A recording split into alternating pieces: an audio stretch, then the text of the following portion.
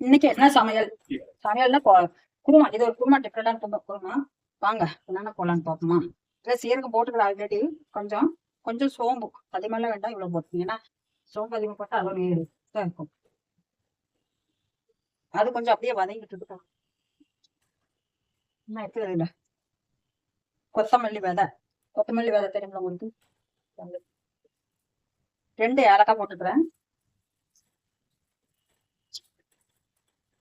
2 ஏலக்காய், வெள்ளை பூண்டு, இஞ்சி அது இதுலயே போட்டுருவோம் நானு. ஏன்னா தனியா வந்து அரைக்கிறதுக்கு. அதுக்கப்புறம் வரமிளகாய் உங்களுக்கு காரத்துக்கு ஏற்ற மாதிரி போட்டுருக்கேன். இது கொஞ்சம் காரம் இல்லாம இருக்கிறது அதெல்லாம் நிறைய போட்டுக்கிறேன். அப்புறம் கருவேப்பிலை.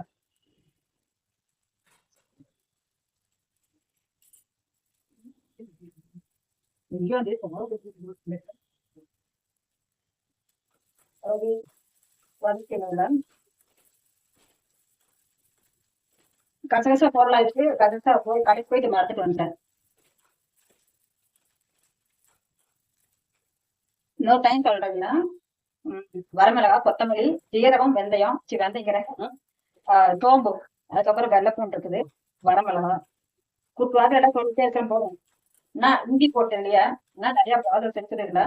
அது ஒண்ணுன்னா ஒண்ணு காசுல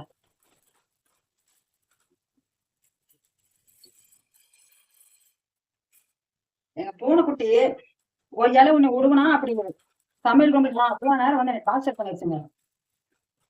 இந்த மாதிரி குழம்பு மிளகாத்தூள் போட்டு வச்சிடறாங்க சில பேரு. அது அதை விட இது டேஸ்ட் நல்லா இருக்கும். அப்போதைக்கு ஃப்ரெஷ்ஷாக நம்ம போனாலும் டேஸ்ட் நல்லா இருக்கும். இதை எடுத்து தனியாக தட்டில் கூட போட்டு வச்சுக்கலாம், ஒன்றும் பிரச்சனை இல்லை. நான் இதுலயே போட்டு சேர்ந்தேன்.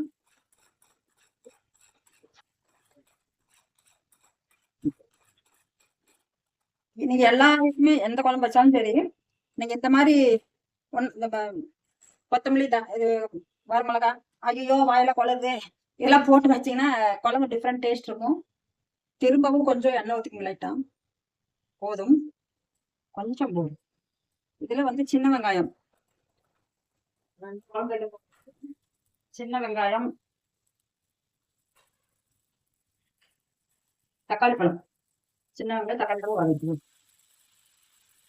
தக்காளி பழம் வந்து 2 பழம் எடுத்து போட்டு அதிகமா வேணாம், 2 பழம் சிரிக்கும் தான் போகும். ரொம்ப போட்டீங்கன்னா அந்த டேஸ்ட் மாறுது. அதே கொஞ்சம் லைட்டா உப்பு போட்டுக்கலாம்.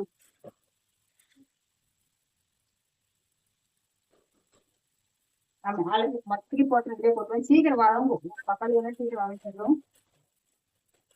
அதுக்கப்புறம் நம்ம குழம்பு போட்டு போட வேண்டியது.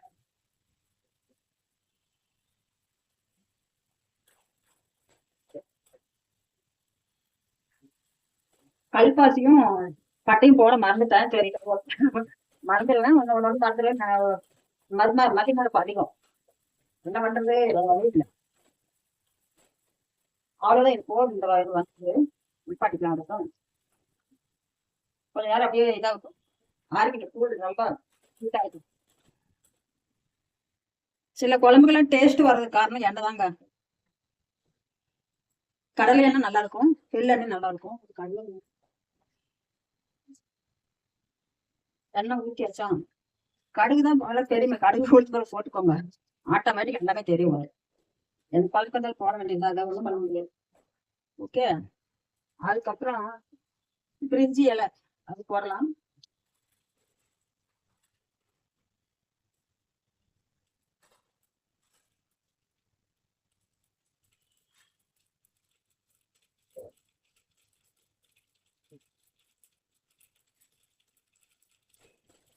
கடுகு கொஞ்சம் பெரிய வெங்காயம் ஒன்று கட் பண்ணிட்டு கொஞ்சம் கருவேப்பிலை, பெரிய வெங்காயம் தாள் பண்ணிட்டு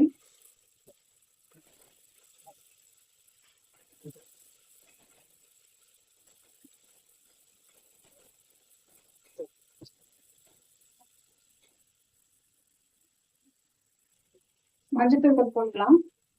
மஞ்சத்தூள் நான் போட போட்டு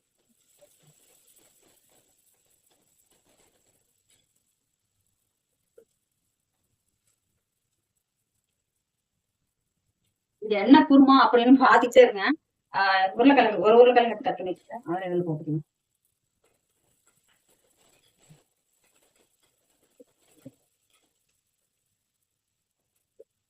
இதுல வந்து என்னென்ன சேர்த்து அரைக்கிறோம் அப்படின்னா, வருத்தமில்ல அது எல்லாமே போறோம். அது போல தனியா போட்டு தேங்காய் போட்டு அரைக்கலாம். ஆனா வந்து இதுல வந்து பொட்டுக்கடலை, முந்திரி பருப்பு போடணும், வேர்க்கடலை வந்து வறுத்து போட்டு இதெல்லாம் ஒண்ணா போட்டு அரைக்கிறப்ப அரைக்க வேண்டியது. அது லாஸ்ட்ல தான் ஊத்தணும் அரைச்சு. ஆனா வேற வழி இல்லை எனக்கு, எல்லாமே அது மாதிரி. ஒரு ஆளுக்கு குழம்பு வச்சாலும் இந்த வேலை தான், 10 ஆளுக்கு குழம்பு வச்சாலும் அவரோட ஒரு வேலை. இது வணங்கிட்டு அடுத்து இதுல என்ன குழம்பு பாருங்க. மில் மேக்கர் இருக்கா? மில் மேக்கரே வந்து பிரியாணிக்கு தான் போடுவாங்க இல்ல, இதுக்கு இந்த மாதிரி குருமாவும் வைக்கலாம். இது வந்து இந்த தாமரை பூ இருக்குமில்ல, அது சுகருக்கு நல்லது. நான் சுடுதண்ணியில போட்டு கொஞ்சம் வேக வச்சு கழுவி எடுத்து அதுக்கப்புறம் புளிஞ்சிட்டு இதுல போடுறேன். தண்ணி இல்லாம புளிஞ்சு எடுத்து குழஞ்சிரும்.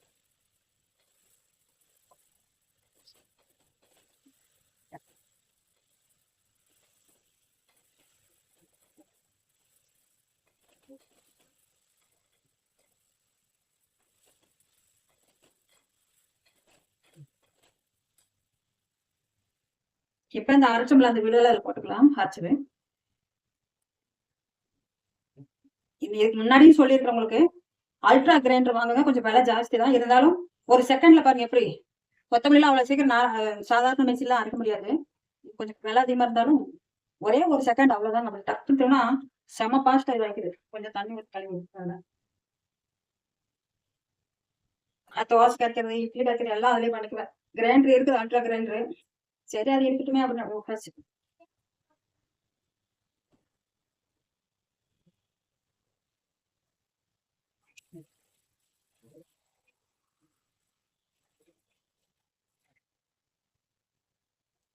தண்ணி ஊற்றிக்கோங்க. திக்கா வேணும்னா கொஞ்சம் நீங்க தண்ணி குறைச்சா ஊற்றலாம். அவ்வளவுதாங்க, வச்சாச்சு. மில் மேக்கர் போட்டு எல்லாம் வச்சாச்சு. போதும், இந்த அளவுக்கு கொதிச்சுட்டு இறக்கிருங்கன்னா தேங்காய் எல்லாம் போட்டுக்கோங்களா, அந்த டேஸ்ட் மாறும். உருளைக்கிழங்கு இன்னும் நிறைய போட்டு உருளைக்கிழங்கு மட்டும் போட்டு தக்காளி போட்டு இந்த மாதிரியும் செய்யலாம். பட்டாணி குழம்பு அது இந்த மாதிரி செய்யலாம். இந்த சுண்டல் இருக்குல்ல, அதையும் நைட்டே ஊற வச்சு காலையில் இதே மெத்தட் அதுலயும் போட்டு செய்யலாம். அடுப்பு நிப்பாட்டிட்டேன். உருளைக்கிழங்கு மில் மேக்கர் தெரியுதா? அவ்வளவுதான், சமையல் முடிச்சாச்சு. இந்த சமையல் கொண்டு ஒரு ஹோட்டல் தெரிஞ்சவங்க இருக்காங்க, அவங்களுக்கு கொண்டு கொடுப்பேன். ஏன்னா இந்த இவ்வளவு குழம்பு நான் சாப்பிட மாட்டேன். அவங்களுக்கு கொடுத்துரு, அவங்க வந்து ஏதோ ரேட்டு கொடுத்துருவாங்க. இந்த கொஞ்சம் டிஃப்ரெண்டா இருக்குல்ல, அதெல்லாம் ஒரு ரேட் போட்டு கொடுத்துருவாங்க அவங்களே.